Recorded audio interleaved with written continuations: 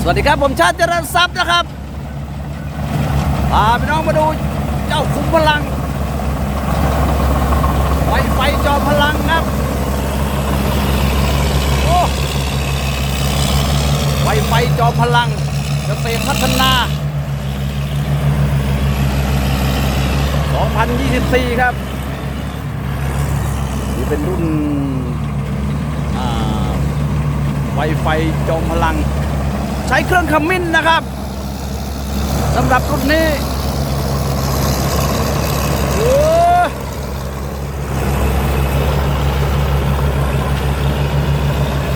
จัดมากครับเจ้าช้างเนี่ยเกษตรพัฒนาแกะมาสดๆร้อนๆนะครับไม่ใช่ตู้แอร์เกี่ยวไร่ละ600แต่ว่าข้าวบางก็จัดเต็มนะครับ12 HP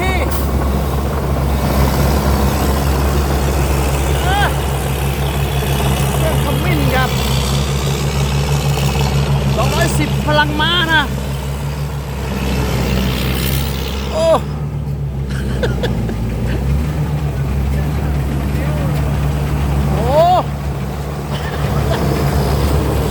ยอดนะคนขับเนี่ยเครื่องคอมมินนะพี่น้องคอมมิน6 สูบวันก่อนก็รีวิวเจ้าช้างไวไฟนะครับอันนี้เจ้าช้างจอมพลัง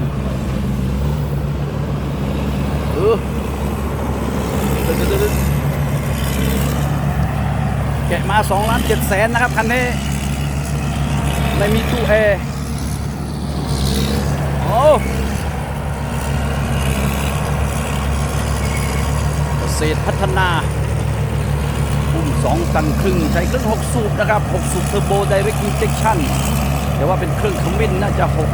6รหัส6SS อะไรสักอย่างนะพี่น้องเป็นเครื่องขมิ้นส่วนปั๊มก็อิตัน23นะครับคู่ตัวเดิน12ไม่แน่ใจว่ามอเตอร์ขับหรือเซาเปล่าโอ้ฟางแกออกข้าวอาจจะบางหน่อยตรงนี้อ่ะเพิ่งเกี่ยวได้ประมาณ100 กว่าไร่นะครับรถคันนี้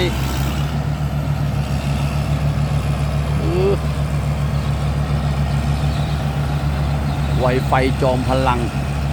ปากกว้าง3 เมตรอุ้ม2 ตันครึ่ง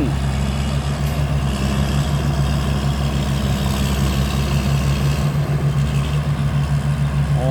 นี่นาเล็กครับนาเล็กเสียงเครื่องนี่นิ่มดีครับเป็นของขมิ้นดุนนี่พลังมาก็ไม่เยอะเท่าไหร่210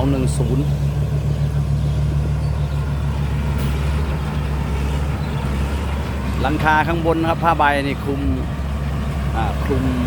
ถังเกี่ยวด้วยเป็นของมิสเตอร์บังนะครับมิสเตอร์บังจัดให้แถวคู่มะขามหรือว่าคู่ตะเคียนครับประโคนชัยโอ้เจอช่องดังเลยพี่น้องนะแอบกันนิกาทรัคครับเอาคนขับนี่แหวนหลวงพ่อประมาณแหวนพระเต็มไปหมดครับหลอดไฟ LED ตรงนี้นาเล็กนะครับมันจะมีเครื่องขมิ้นก็ดูครับนะว่าเอามาใส่รถเกี่ยวแล้วทนไหมหรือทนไหม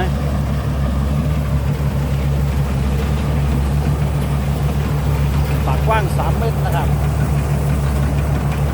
โอ้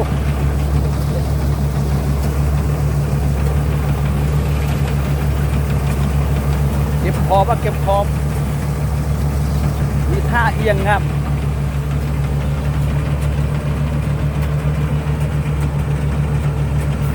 ษ ษตรพัฒนาจัดให้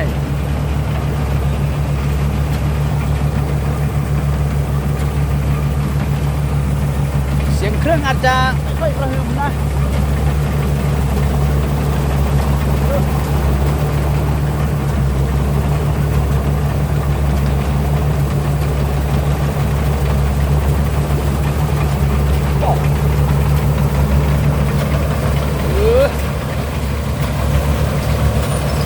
ไปแท็ก80นะครับรถเลย11 ลูกเดี๋ยวดูผลงานการเกี่ยวดีครับสูญเสียน้อยมาก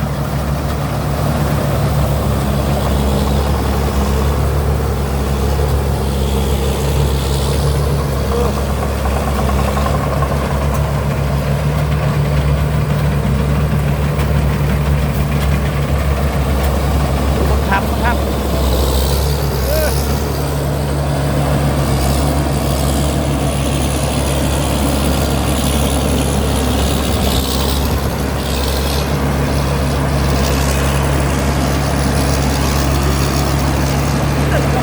ดำเรียบเลย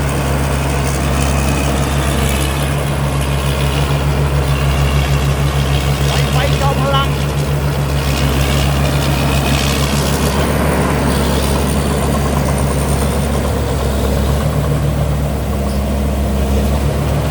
ปากค้ำ2 ตัวนะครับบอกไฮดรอลิกเนี่ย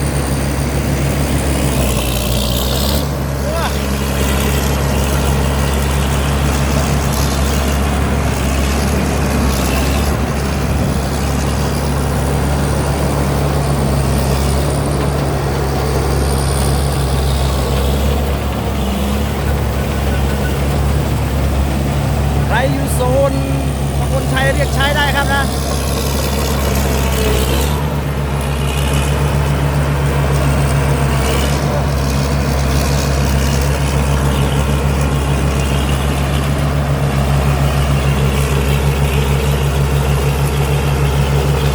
ฟางครับนะฟางออกครับมันเลยออกเฉียงงั้นนะพี่น้อง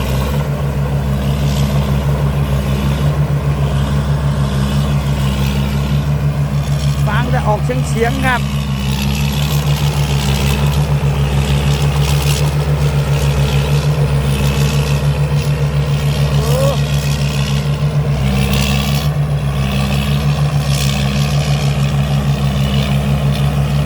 ออกเฉียงจะฟาดกับ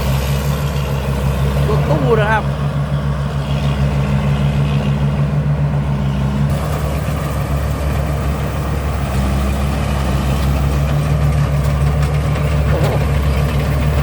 ตกครับ2.7 ล้านนะพี่น้องคันนี้ไม้ครับเจอไม้อยู่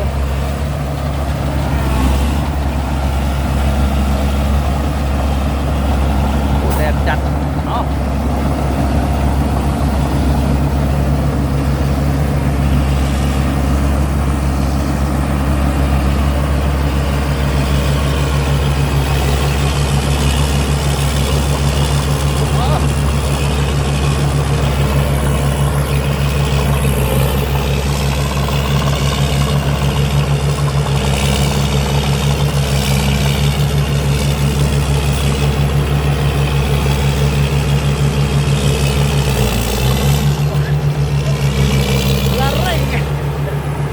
จะ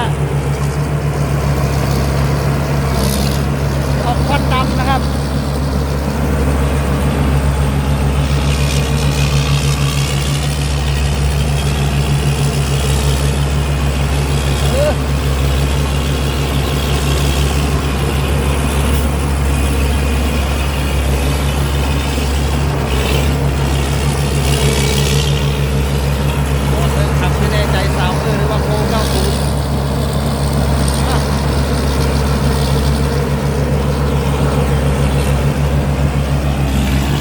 ใจก็สอบถามได้พี่น้องหรือว่าเกี่ยวข้าวได้นะครับโซนตำบลชัย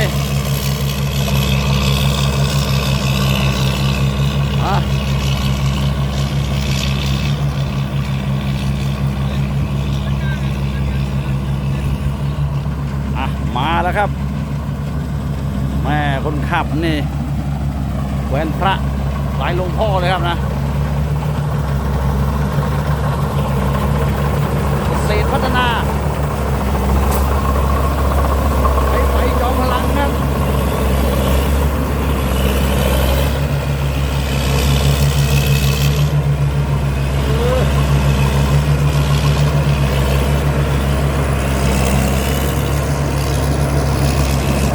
จัดครับมิสเตอร์บังของคนใช้นะครับหรือว่าคู่มะขามคู่ตะเคียนจัดให้ครับ